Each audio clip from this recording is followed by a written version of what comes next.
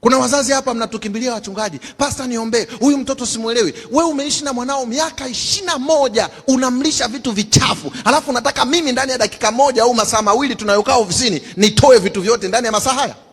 It is possible. Hivi unajua wakati unahangaika na mwanao na mimi napambana na hali yangu. Ni washiriki mnajua watoto mnao nyinyi tu Na mimi hivyo hivyo niko responsible. Siko responsible na mwanao, niko responsible na mtoto wangu. Watoto wanazaliwa wakiwa empty na shetani ni very intelligent. Unajua sasa hivi shetani hangaiki mbali. Shetani kashajua kwa kutibia. Anahangaika na ndoa. Angalia mama na baba tuko busy, hatuna muda na watoto. 11 asubuhi unaenda kutafuta makaratasi yaliyotengenezwa na binadamu.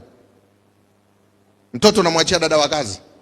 Dada wa kazi anafanya kazi mapema, ikifika saa 6 kamaliza kazi zake, yuko sebleni anabadilisha station media.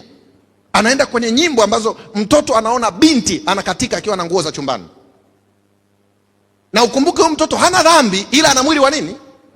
Kako pale kanaanza kuona kadogo, kanachezesha hadi kichwa na kenye anavyoona ubongo unaanza kuwa loaded na mambo maovu. Alafu wakati huo mama hujui, leo tunaangalia tamthilia na watoto wetu, unamuona kabisa binti ananyonyana mdomo na kijana kwenye tamthilia, na mwanao wa kumzaa yuko sebleni, wote mnashangilia. Nakwambia huyu atamuua. Wawa wanapendana bila we kujua, mtoto anakuwa loaded na vitu vya kipumbavu. Ndio maana mwanzo nilisema hatuzaliwi na dhambi. Dhambi ni matokeo ya malezi, especially kwa watoto wanaozaliwa. Unafahamu kwamba wewe ni muhanga wa malezi ya wazazi wako, na wewe unaweza kuwa muhanga kwa mtoto wako. Ikifika hapo wakina mama kama kuna binadamu siwaelewagi kwenye hii dunia na mnanipa shida kuwaelewa, ni jinsia ya kike. Haki ya nani? Mimi kama kuna kiumbe na kaa naye kwa tahadhari ni mwanamke. Ngoja nikupe mfano mmoja. Hivi unajua mwanamke anaweza akakaa na mimba yake miezi 9, ikamtesa kweli kweli, lakini akizaa baada ya miezi 3 anamwacha mtoto wake kwa dada wa kazi. Mtoto wake aliyekaa tumboni miezi 9 anaweza kumwacha kwa dada wa kazi, lakini mumewe ambaye si mtoto wake, ni mtoto wa mama mkwe, hawezi kumwacha kwa dada wa kazi.